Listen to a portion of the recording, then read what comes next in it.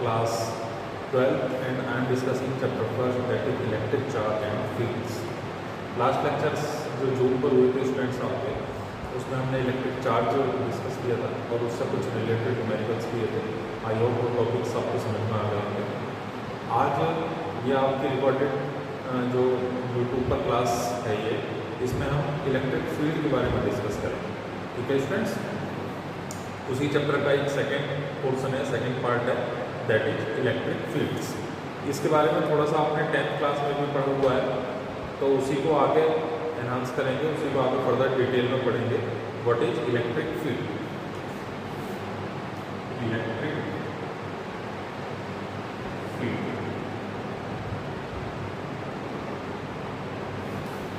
I hope आप इस word से बिल्कुल भी ऐसा नहीं है कि आपने पहली बार सुना हो ये वर्ड, 10th क्लास में आप सुन चुके हैं और आप सबको थोड़ा बहुत इसके बारे में पता भी होगा। यहाँ पर हम 10th क्लास में इसमें डायरेक्शन इंक्लूड नहीं थी, लेकिन 12th क्लास में हम इसकी डायरेक्शन के बारे में बात करेंगे, इसके मैग्नीट्यूड के बारे में बात करेंगे। ठीक है, इलेक्ट्रिक फील्ड कैसी क्वांटिटी है? वेक्टर क्वांटिटी है जिसमें मैग्नीट्यूड प्लस डायरेक्शन दोनों इंक्लूड है। ठीक है, चलिए सबसे पहले इसका कंसेप्ट समझते हैं। What is electric field? Electric field actual में होता क्या है? देखिए, सपोज हमारे पास एक सोर्स चार्ज है, ठीक है ना, जहाँ से चार्ज जनरेट हो रहा है, या कोई ऐसा पॉइंट बोल दीजिए, या कोई ऐसा एलिमेंट बोल दीजिए, ऐसी कोई डिवाइस बोल दीजिए जहाँ पर चार्ज ओरिजिनेट हो रहा है। ठीक है, और ओरिजिनेट होकर वो सपोज मान लीजिए कैसा चार्ज है, Q। एक चार्ज है हमारे पास Q, इसको हम पॉइंट चार्ज भी बोल सकते हैं या फिर सोर्स ऑफ चार्ज भी बोल सकते हैं। इट इज पॉइंट चार्ज और source of charge, source of charge. ठीक है, अब बेसिकली इलेक्ट्रिक फील्ड क्या है? एक स्पेस है। हम किस चीज के बारे में बात करें? Electric field, electric field of a point charge, electric field of a point charge is a space around the charge, around this charge in which attached charge or in which attached charge or unit positive charge can experience a force। ठीक है, electric field of a point charge is a space around this charge in which attached charge or unit positive charge can experience a force। Force किस type का हो सकता है? किसी type का हो सकता है, may be force of attraction, force of attraction और फोर्स ऑफ रिपल्सन। ठीक है स्टूडेंट्स, ये तो हो गई एक डेफिनेशन की बात। ठीक, ये आपको समझ में आ गया होगा। तो इस सोर्स ऑफ चार्ज जो इलेक्ट्रिक फील्ड है वो क्या है? बेसिकली एक स्पेस है।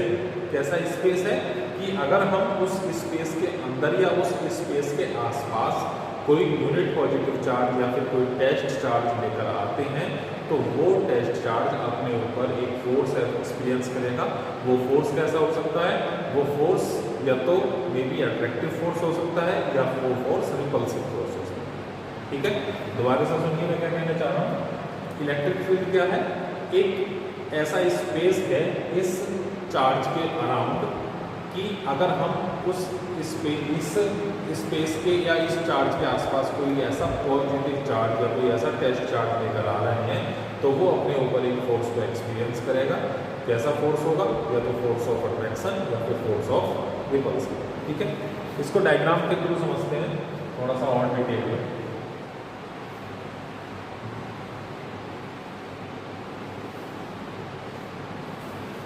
देखिए सपोज मान लीजिए ये हमारा चार्ज है, ठीक है, और इससे कुछ डिस्टेंस पे या इसके आसपास एक टेस्ट चार्ज रखा हुआ है, test charge that is Q, ठीक है।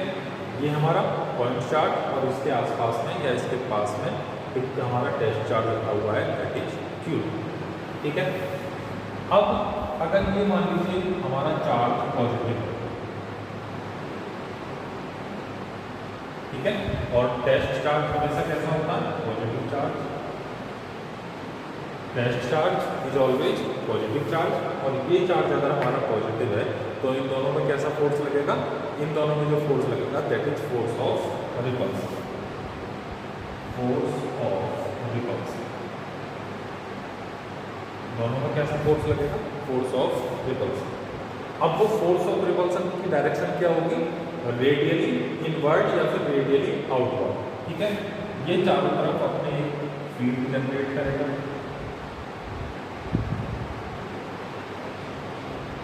और वो फील्ड कैसा होगा, रेडियली।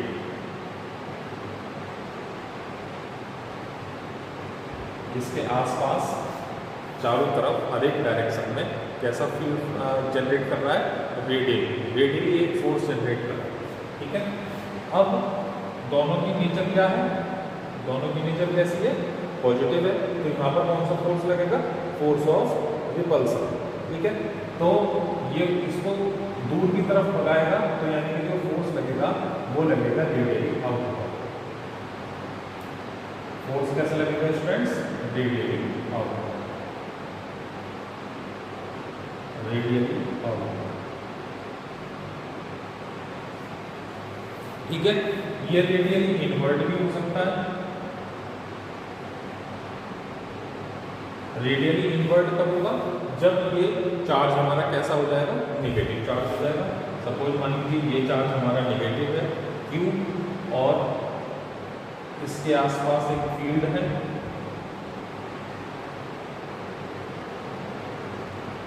और ये इसके आसपास यहाँ पर एक पॉजिटिव चार्ज, टेस्ट चार्ज जिसको हमने बोल दिया, टेस्ट चार्ज।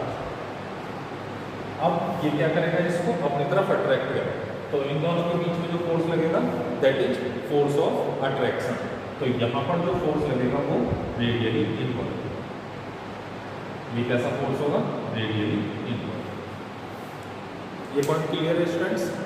तो जो हमारा फोर्स है वो अट्रैक्टिव भी हो सकता है और रिपल्सिव भी हो सकता है। उसी तरीके से जो डायरेक्शन है हमारी, अगर हमारा चार्ज पॉजिटिव है तो वहाँ पर डायरेक्शन हमारी कैसी रहेगी, आउटवर्ड रहेगी, और अगर हमारा चार्ज नेगेटिव है तो वहाँ पर हमारी डायरेक्शन कैसी रहेगी, इनवर्ड, अंदर की तरफ रहेगी, ठीक। ये पॉइंट समझ में आया इलेक्ट्रिक फील्ड में। चलिए आगे बात करते हैं कि इलेक्ट्रिक फील्ड इंटेंसिटी, यानी कि किसी चार्ज से r डिस्टेंस पर उस इलेक्ट्रिक फील्ड का मैग्नीट्यूड कितना होगा, यानी कि उसकी इंटेंसिटी कितनी होगी, ये हमें फाइंड आउट करना है, ठीक है। Next topic is electric field intensity,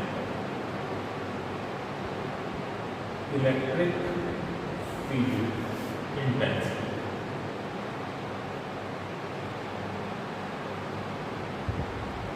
electric field intensity, electric field intensity को समझिए।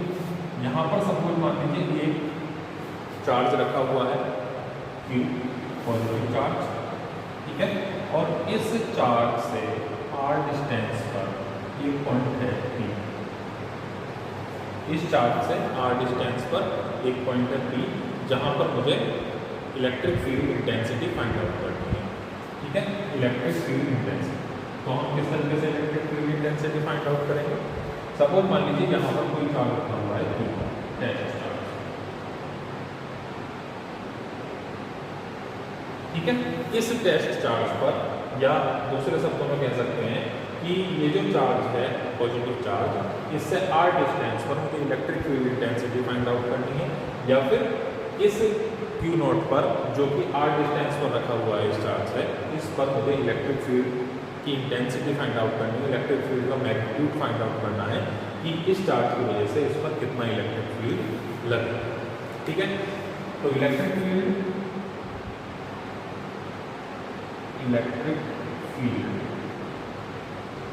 कितना होगा students? Force on this Q naught, force upon distance r, या force upon test charge, force upon test charge. Force कितना लग रहा है इस पर? दोनों पॉजिटिव चार्ज है, तो यहाँ पर क्या होगा? फोर्स ऑफ रिपल्सन होगा। फोर्स ऑफ रिपल्सन का मीनिंग ये दूर भगाएगा, और दूर कब भगाएगा? जब इस पर F फोर्स लग रहा होगा, तो उस फोर्स को अगर हम टेस्ट चार्ज से डिवाइड कर देंगे तब जो हमें रेशियो मिलेगा, जो हमें क्वांटिटी मिलेगी, that is electric field intensity. ठीक है, इलेक्ट्रिक फील्ड को हम इसे डिनोट करेंगे equal to F vector F, और टेस्ट चार्ज हमारा कितना है? Q। इलेक्ट्रिक फील्ड को E से डिनोट करेंगे, फोर्स इस पर कितना लग रहा है? वेक्टर F, और अपॉन में Q नॉट। ये पॉइंट क्लियर है, समझ में आ गया स्टूडेंट्स? अब देखिए फोर्स के बारे में अभी हमने लास्ट लेक्चर्स में पढ़ा था, कूलॉम्स लॉ। कूलॉम्स लॉ के अकॉर्डिंग फोर्स की वैल्यू कितनी होगी? E इक्वल टू, देखिए यहाँ पर 1/4 pi epsilon naught, 4 pi epsilon naught Q1 Q2, Q1 की वैल्यू Q, Q2 की value Q naught upon distance r square,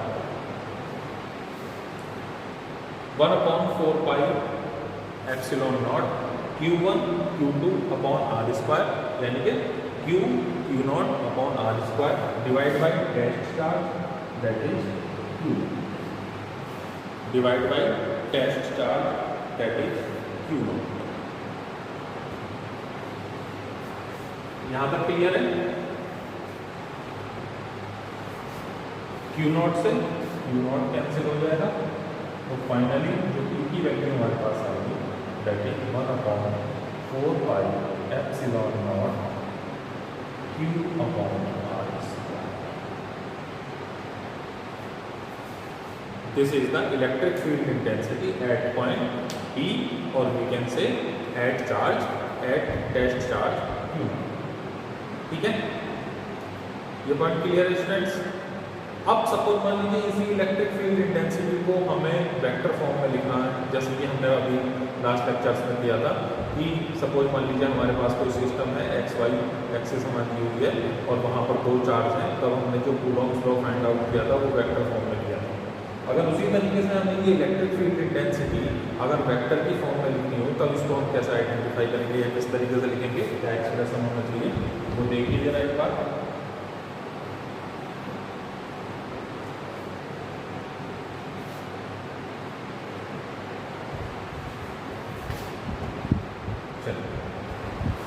यहाँ पर मैंने डायग्राम बनाया X axis and Y axis, X axis and Y axis.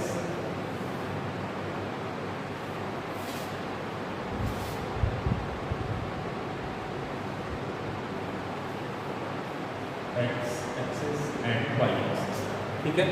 यहाँ पर हमारा चार्ज Q जो एक रेडियली डायरेक्शन में या चारों तरफ अपने आसपास क्या कर रहा है, एक इलेक्ट्रिक फील्ड जनरेट कर रहा है, अपने चारों तरफ क्या कर रहा है, एक इलेक्ट्रिक फील्ड जनरेट कर रहा है।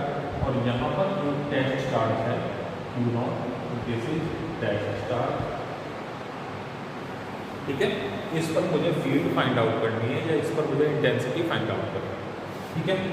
यहाँ से यहाँ तक जो डिस्टेंस है उसको बोल दिया मैंने R बोल दीजिए, और यहाँ से यहाँ तक जो डिस्टेंस है दैट इज R0, ठीक है। इस पर ये फोर्स अप्लाई करेगा इधर की तरफ, दैट इज R0। ये सभी वेक्टर फॉर्म में है, ठीक। अब आप इसको बहुत ही सिंपल तरीके से लिख सकते हो। अभी मैंने आपको बताया था कि इलेक्ट्रिक फील्ड इंटेंसिटी के बारे में, ठीक है। सबसे पहले फाइंड आउट करते हैं फोर्स। फोर्स की वैल्यू कितनी होगी स्टूडेंट्स? इस पॉइंट ये वाला जो चार्ज है ये इस पर फोर्स अप्लाई करेगा, उस फोर्स की वैल्यू कितनी होगी 1/4πε0 Q इंटू Q0 अपॉन जो डिस्टेंस है हमारी दैट इज RI0 स्क्वायर और यूनिट वेक्टर RI।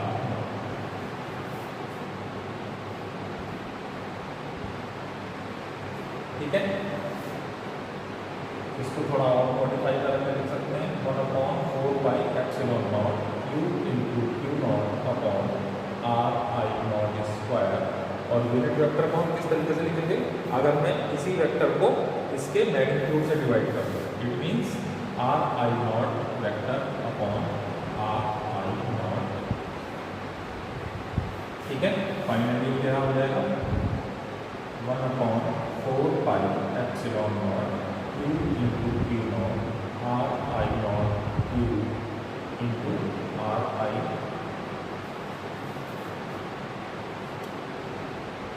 ठीक है, और इसको हम किस तरीके से लिख सकते हैं, vector F equal to 1/4πε0 Q upon Q0। इसके मैग्नीट्यूड को किस तरीके से लिखेंगे R0 minus RI and this is R0 minus R। ये पॉइंट आई होप क्लियर हो गया होगा। यहाँ तक जो हमने काम किया है वो हम पिछले लेक्चर्स में कर चुके हैं। ठीक है, अब मुझे फाइंड आउट करना है इलेक्ट्रिक फील्ड इंटेंसिटी। ठीक, इलेक्ट्रिक फील्ड इंटेंसिटी का भी मैंने क्या फॉर्मूला पढ़ा था, E equal to vector F upon test charge यानी कि Q0। ठीक है, ये वैल्यू F की मैं इस फॉर्मूले में पुट करूँगा। Finally we get E equal to कितना आ जाएगा 1/4πε0 Q0 upon R0 minus RI Q into R0 minus RI divide by 2। Simple है, कोई नया काम हमने नहीं किया है, जो वैल्यू है वो वैल्यू में उसको फॉर्मूले में पुट कर दिया। ठीक, Q0 से फाइनली Q0 कैंसिल आउट हो जाएगा और फॉर्मूले को थोड़ा सा मॉडिफाई करके लिखते हैं, इसको इरेज कर दें, या जो स्टूडेंट कॉपी करना चाहते हैं कॉपी कर लें। 1 मिनट के लिए 1 मिनट का टाइम है आपके पास।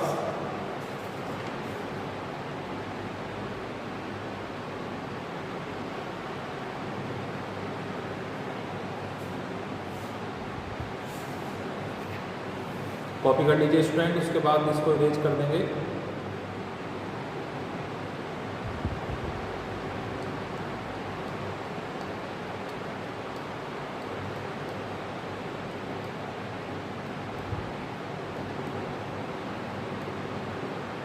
इससे रिलेटेड अगर किसी को कोई प्रॉब्लम है तो वो ग्रुप में मैसेज के थ्रू पूछ सकता है। Alright,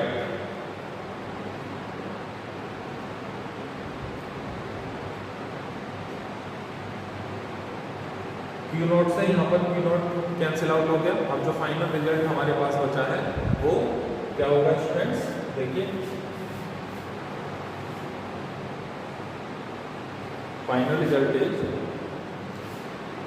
vector E equal to 1/4πε0 Q upon R0 minus RI Q। यहाँ पर ये मैग्नीट्यूड है और ये vector R0 minus R। This is the final result.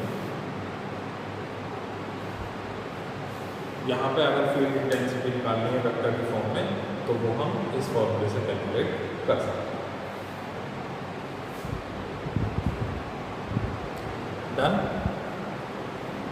Copy कर लीजिए इसको, इसके बाद न्यूमेरिकल डिस्कस करते हैं।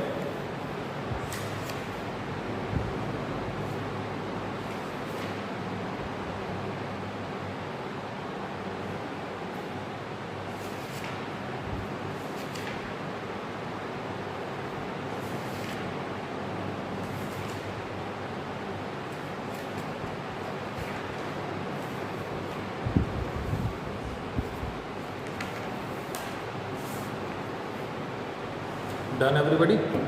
चलिए write down in numerical.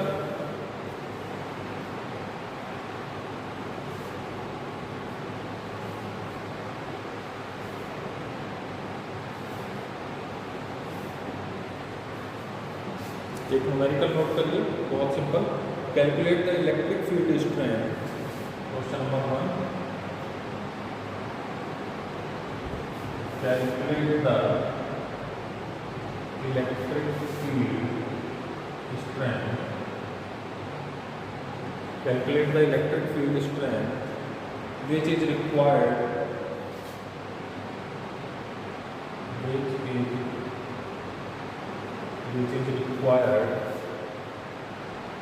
to just support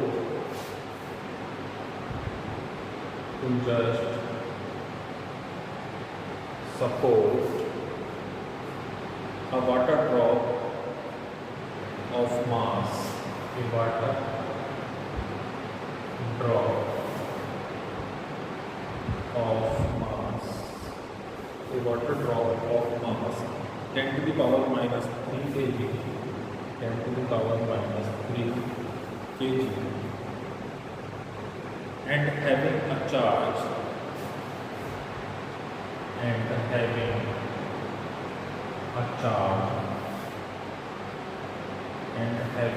charge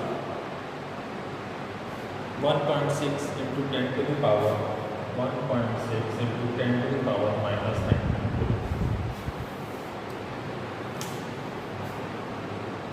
बहुत सिंपल न्यूमेरिकल है। अभी जो हमने किया था फॉर्मूला उसी पर बेस्ड है, वही फॉर्मूला हमें इसमें अप्लाई करना है।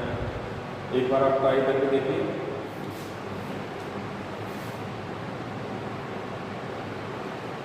कौन सी वैल्यूज में दे रखी है हमें? मास दे रखा है m equal to 10 to the power minus 3 kg। ठीक, चार्ज यानी कि Q की value 1.6 into 10 to the power minus 19 coulomb. Calculate the electric field strength, E पूछा है हमसे, ई फाइंड आउट करना है। थोड़ा सा दिमाग लगाइए क्योंकि इस टाइप की एक प्रॉब्लम हम लास्ट लेक्चर्स में कर भी चुके हैं।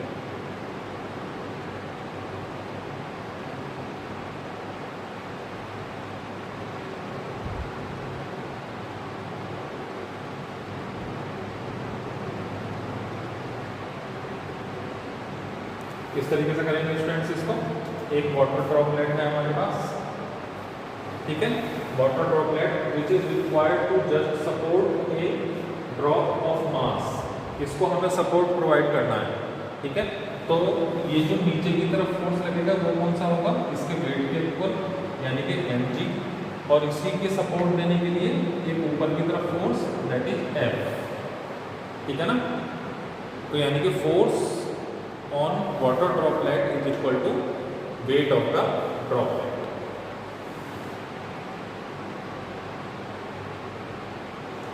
यही कंसेप्ट इसमें यूज करेंगे। Force on the drop equal to weight of the drop. Force on drop equal to weight of drop, तभी ये सपोर्ट में आएगा जब F इक्वल टू mg हो। आप कर सकते हैं सिंपल, वैल्यू पुट करनी है F इक्वल टू mg, और F की वैल्यू हमने अभी फाइंड आउट की थी, क्या था? E equal to F upon Q, और यहाँ से F की वैल्यू कितनी आ जाएगी? Q into E equal to mg। Q into E equal to mg।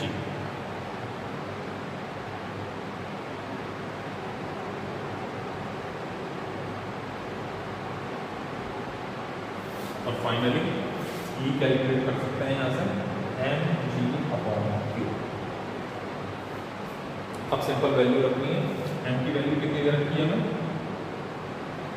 m 10 to the power minus 3 kg into g 9.8 upon q 1.6 into 10 to the power minus 9। Solve करके बताइए students कितना आ रहा है।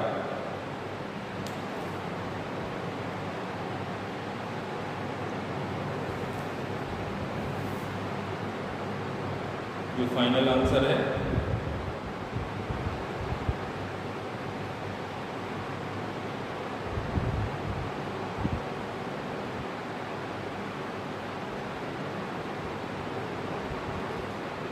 that is 6.125 into 10 to the power 16. 6.125 into 10 to the power 16. Unit कितनी होगी students? Electric field की unit, force की यूनिट न्यूटन एंड चार्ज की unit coulomb. So unit of electric field is Newton पर कूलम. न्यूटन पर coulomb.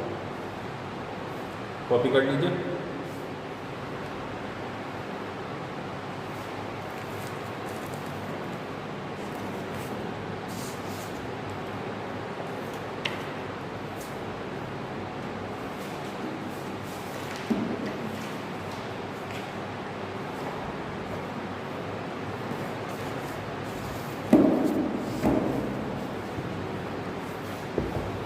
Done everybody.